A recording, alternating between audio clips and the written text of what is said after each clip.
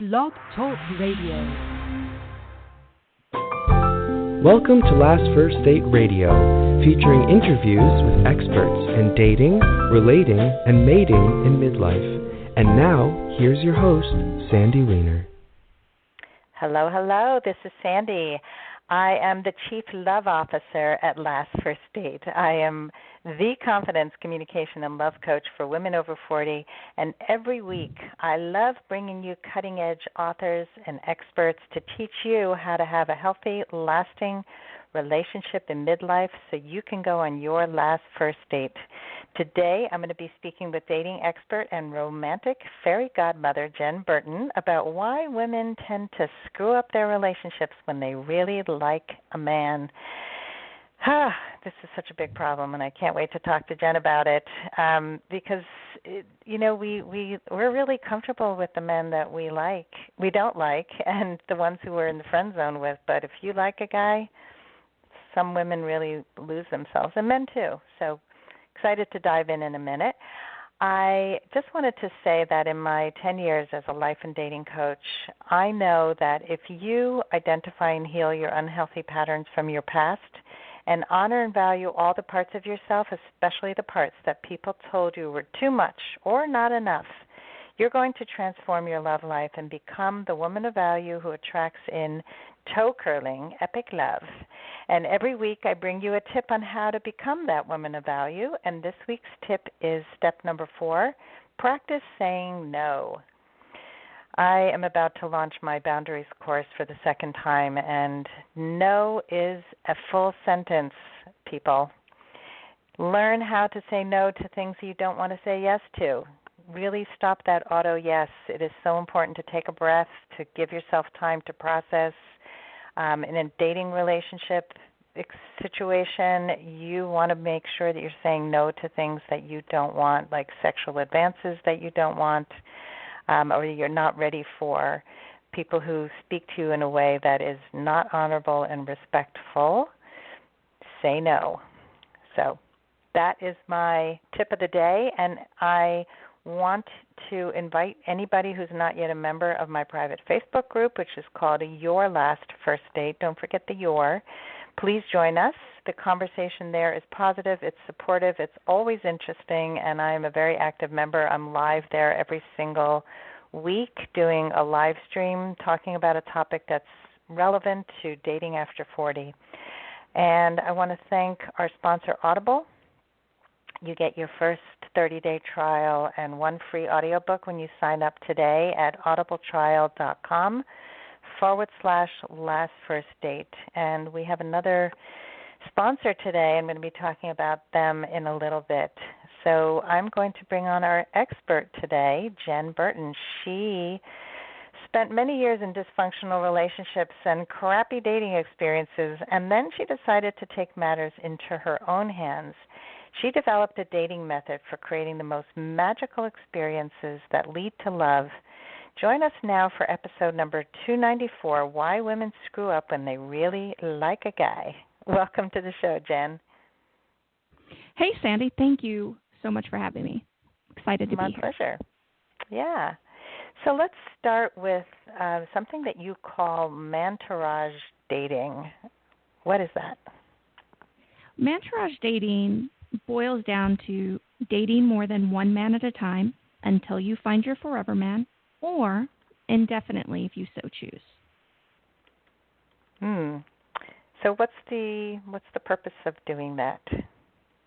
Well, I have found in my own personal experience and the experience of lots of women who have become very good at being ambitious, being good women, being strong women, that they are trying to race to the finish line in order to be married and have children and have all those things that they think are the necessary way to go in dating and love. And it's not that they aren't necessary, they're your right to have, but when you flip the situation and actually enjoy the dating experience, you set up a completely new platform to start an amazing relationship from. And it gives you more power to define your boundaries, to define who you are romantically, and to live out loud romantically. So dating several people, I'm not getting the connection between that and not racing to the finish line. Can you just give us a little more clarity about how dating more than one person helps you to not race to the finish line, but to do it in a different way? Absolutely.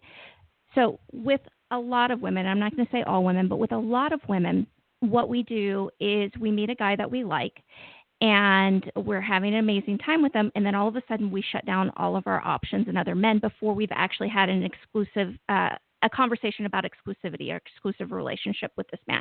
Now, sometimes that even incorporate we do say something like, "Well, we're not sleeping with other people," but it's not about being each other's, for kind of simplifying the term, but being each other's boyfriend or girlfriend.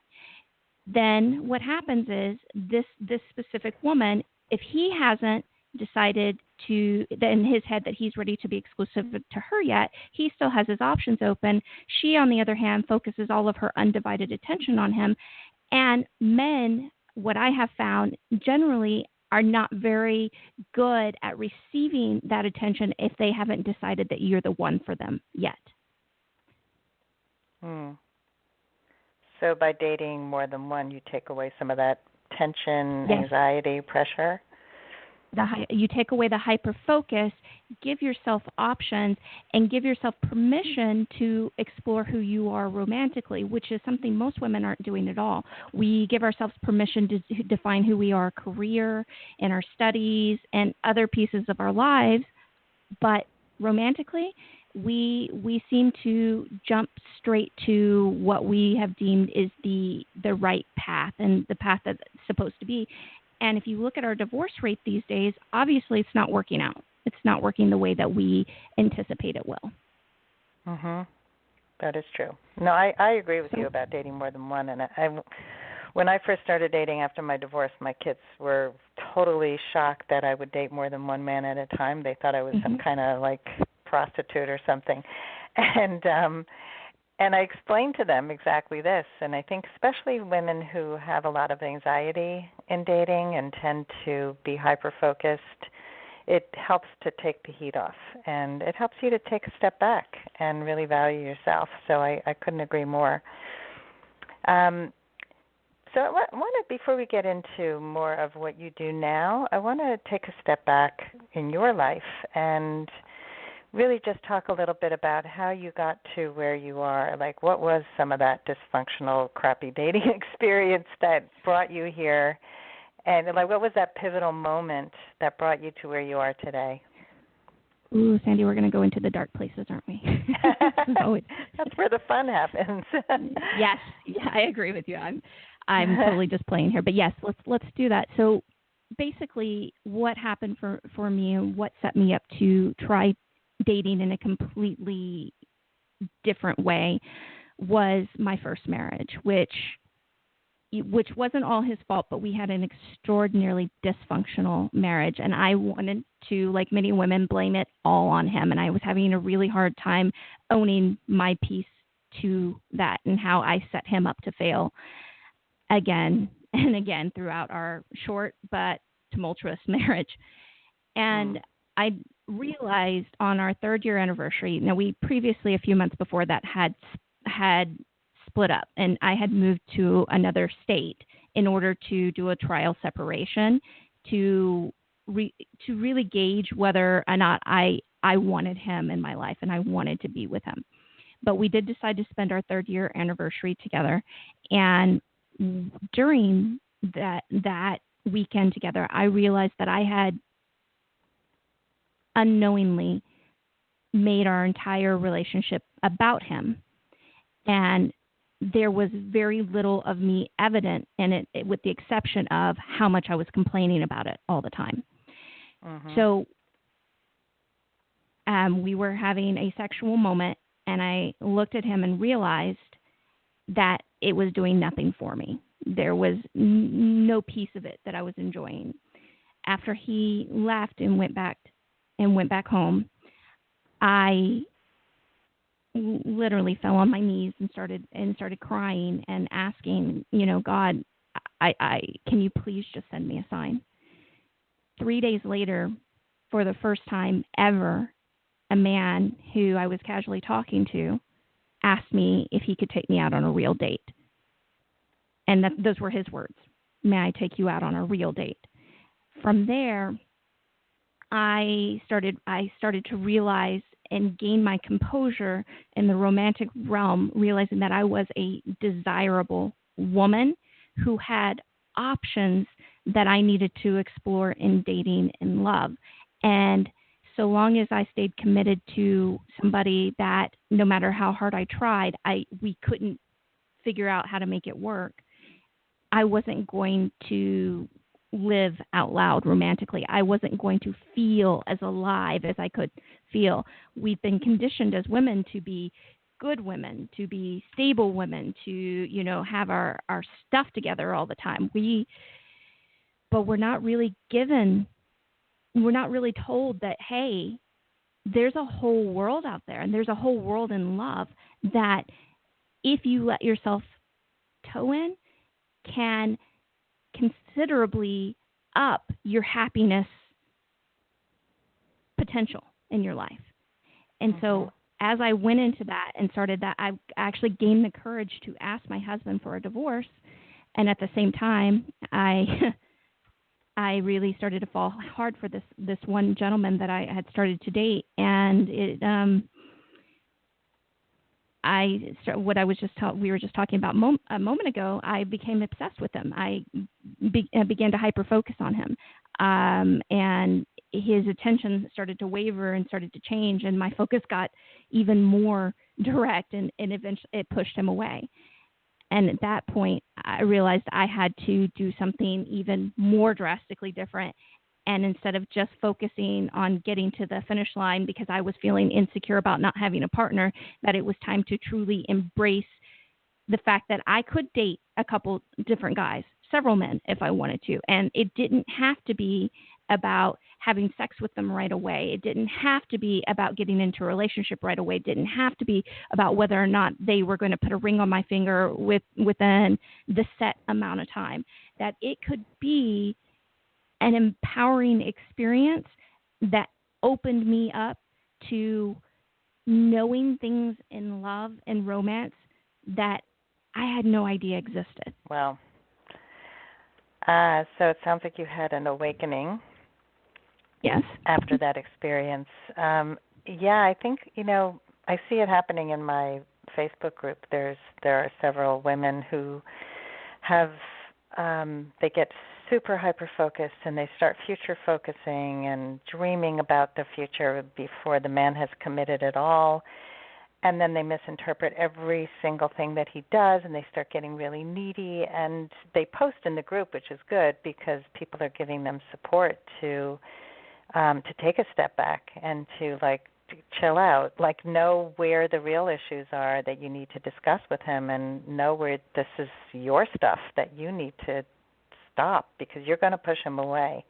And that's what we do. Until we do this work, we continue to create the same kinds of dynamics in relationship, which doesn't work. So absolutely. It's a good thing you step back. Yeah. So I'm just going to do a quick shout-out to our sponsor today, and then we'll get back to our interview with Jenn Burton. This episode is brought to you by Sudio. Sudio wants to revolutionize the way people see headphones, not just as a tech device, but also an accessory. Currently, the headphone market can offer you one of two things, either style or tech. Fashionable headphones tend to lack the proper sound quality, and high-tech variations are bulky, and they're not design-oriented. But Sudio wants to bridge that gap. While emphasizing our modern Scandinavian design, they also provide a product that matches the quality of even the highest rated headphones on the market for just a fraction of the cost. To get your new favorite headphones, visit Sudio.com and enter code LASTFIRSTDATE at checkout for 15% off your purchase and free shipping worldwide. That's Last First Date, the code, at studio, SUDIO.com. I actually own a pair of studio headphones. They're really cool. They're white with gold trim, and they work really well. So I recommend getting yourself a pair of studio headphones. So let's get back to Jenn Burton. And why do you think women have the upper hand in dating? A lot of women feel that men have all the power. So tell us about that. Well, when women start to, let me back up a little bit. When women understand that the power that they actually possess, then you'll start to see evidence of that in your life. When you use a method such as mantourage dating, you'll start to see how men are coming out of the woodwork and stepping up, and you're changing your perception of men. Instead of having the laundry list of everything that men do wrong, you'll start to see that they actually do quite a few things right. Men, in my opinion, are wired to want to make you happy. But the truth is they can't make us happy. They can contribute to our happiness, but they can't actually make us happy.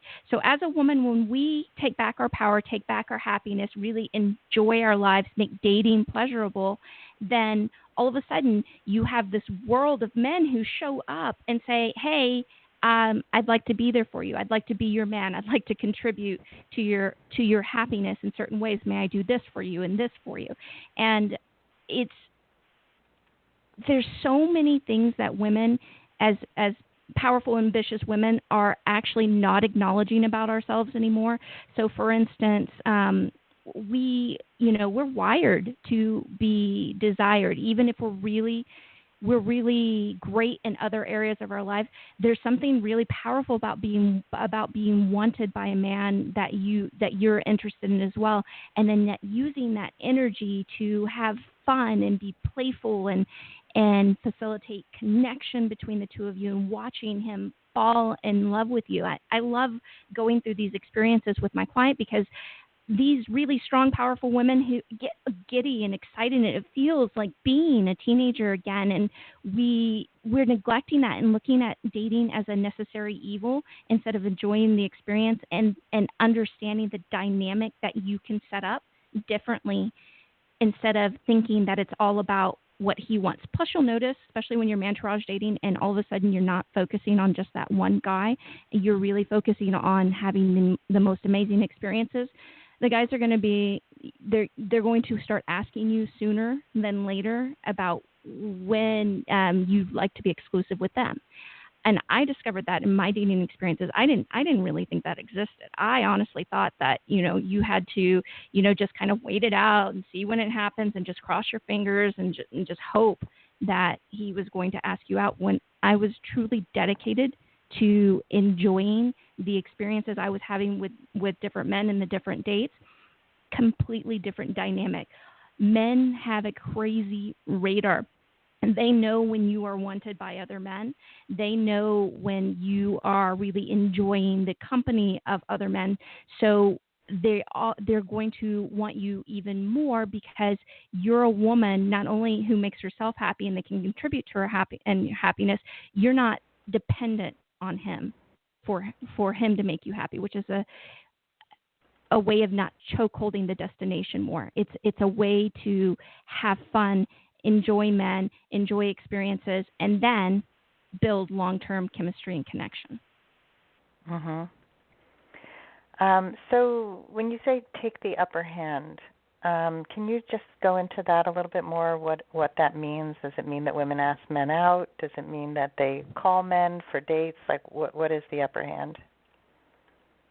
Well, the upper hand, it can look like a lot of different things. What I tend to encourage isn't so much if a woman wants to ask a man out, absolutely, she's more than welcome to, but only if she's okay with it not turning out the way she wants to. What I mean by the upper hand, and it means that she has a lot more influence and power in this realm than she has acknowledged, and she's going to see men step up for her in ways that she hasn't before when she is dedicated to the experience of dating versus the goal of dating, which for most women is marriage and family and all that.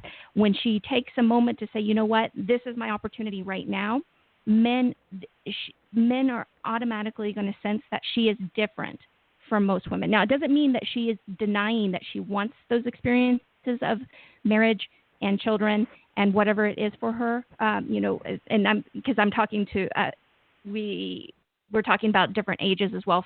So of course, for some women, there's not children involved, but when he realizes that her exclusivity isn't something that she just casually gives out to the first guy that pays attention to her, she has automatically upped her value, which makes it more about her then and what she wants and what she needs in order for him to be able to be the only man in her life. So I call that the woman of value.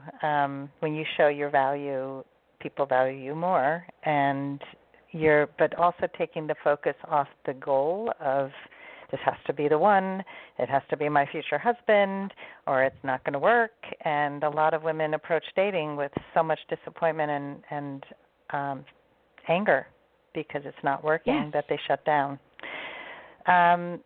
So yes, good advice. So let's talk about social media for a moment.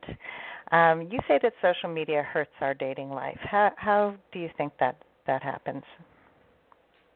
I think one of the best ways, this is something that I did in my dating experience and what I help a lot of women with, is I think one of the best ways to look at dating is as the opportunity to develop chemistry versus whether or not the chemistry has to be there at the beginning. So, and I'm going to pull that into the social media part in just a second. So when all of us are assessing that chemistry is just instantaneous, I have found through my dating experiences that chemistry can heat up with somebody that maybe you weren't initially attracted to, depending on how you feel when you're around that person. And I find the same thing with men. And I've seen enough evidence of that in my practice and in my own life to say with certainty that definitely is a factor here. So when you first meet somebody and you stop assuming everything is about chemistry, then you understand that you actually heat up chemistry by unveiling yourself over time. I used to be the woman that when I would meet a guy, I would blab out everything about me in one short session, all of my problems, all of my insecurities, everything I'd ever done in my life, instead of taking the time to let him earn the opportunity to get to know me. And instead of handing him all of my insecurities too at first, which is a really good way for us to say, here, this is me. If you don't like me, okay, fine, I'm out. A lot of women do this because of the insecurities, they think if they can eliminate that possibility at the beginning, instead of investing in any kind of time getting to know each other, then she's saved herself heartbreak. But the truth is if you unveil yourself, it gives him time to warm up to you, to become intrigued with you, and then he'll accept almost anything about you as he falls for you. Social media. Now, I promised I would tie that back in. Social media is a way to broadcast your insecurities, regardless of whether or not we're posting everything we think is fantastic about our lives or not. It's a way to put people in your face. And I actually encourage clients to not, if they haven't already, but not become social media friends until they're in an exclusive relationship with that person, because there's so many different pieces of that can fall apart and that can be misinterpreted, that if you were just willing to say, actually I don't do social media with somebody right from the get-go, then you have the opportunity to, again, unveil yourself instead of putting yourself in his face. And we think that the only way to get a guy's attention is to be everywhere, and that actually works against us in many ways. I agree. I think this is the same advice that I would give a woman, because also people judge very quickly based on what you post. So they could totally misunderstand. I know people have thought that people were still married when they weren't, or sometimes somebody just doesn't update a status. It's like seriously, don't just form all these conclusions about people, and also don't let them form false conclusions about you. I like the term unveil yourself. There's something that I felt as I was divorced and going through my process about lifting veils, because we tend to put tons of veils in front of us, and it's important that we don't just rip them all off at once, because it's too much. It's too much to handle. So, yeah, and also the advice that you give about chemistry, this is a huge misconception. I see in so many people's dating profiles, I will know her when I see her. She will walk in the room and chemistry will fly, and I only want to be with someone where there's sparks flying, and those relationships are based on lust and not on substance. Very rarely do those relationships work out.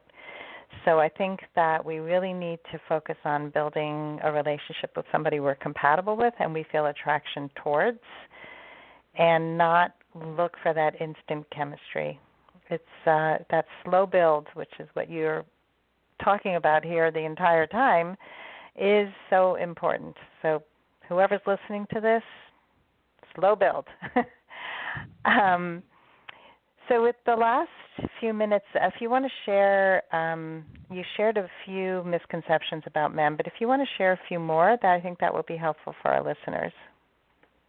I think the biggest misconception women have about men is that men have a certain type that they're always looking for. Men many times might have an idea in their head, but don't worry about it. The more fun he has around you, the more he enjoys your company, everything else, you will become more beautiful in his eyes. Fun is really key, making your dating experiences fun, but making your experiences fun with him. And that, by the way, that doesn't mean that that's all dependent on you. It's the two of you collaborating together. But the more you enjoy each other's company, that is a great basis for chemistry. Chemistry can happen. Men say, I love men, but they do. They say a lot of things about their ideal woman. I have been the woman. I wasn't my husband's ideal woman, but I am the woman that he will never be able to stop thinking about. So disregard that. Body type, all that other stuff, don't worry about it. It's as you become what I like to become call an adored woman, and it doesn't matter what shape, size, level of education, how much money you make, that does not matter as long as you own who you are and your experience, and realize that is more than enough to attract almost any man you want. Mhm. People don't believe that, but it's really true. And I think women really also have their type, and they're always surprised by the surprise package that their partner comes in, because that list had very little to do with it. And this is also something I see a lot in my Facebook group, where people will say, oh, I see these profiles of men who are looking for much younger women, and why are they this, and why are they looking for slimmer women? I'm not slim, so I'm not going to contact him. And I say to them, you have confidence in yourself as a person, and you think that you feel a connection to him, write to him. My last boyfriend was somebody who was looking for someone much younger, who lived much closer, and I contacted him because he seemed great, and he didn't even comment on my age, anything. I mean, we had an instant connection of the minds and developed a relationship from there and made it work. So, Jenn, this has been great. By the way, I love that story, Sandy. That's one of my favorites. Oh. That's awesome. Thank you. I think we all have to take chances and believe in ourselves, believe in our value. And you have a very similar message to my woman of value. Your adored woman is so very similar. And if we believe in ourselves, everything's possible. And that's true of work and love and all of our relationships. So, Jenn, you have a free gift for our audience. Can you tell us a little bit about it? I do. I have an online dating program that helps women put together an online dating profile that leads to love and romance offline.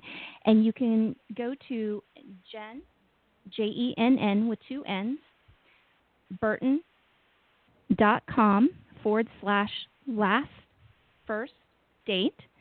And I'm going to give you your audience members, because I know you don't need this. I'm not quite sure why I just said that, Sandy, but I'm going to give your audience the first 2 chapters to this program for free. And this even with these 2 exercises that you'll do, you can set up a dramatically different online dating profile, stand out from the thousands of women in your area, and really showcase your value in a way that men are very receptive to.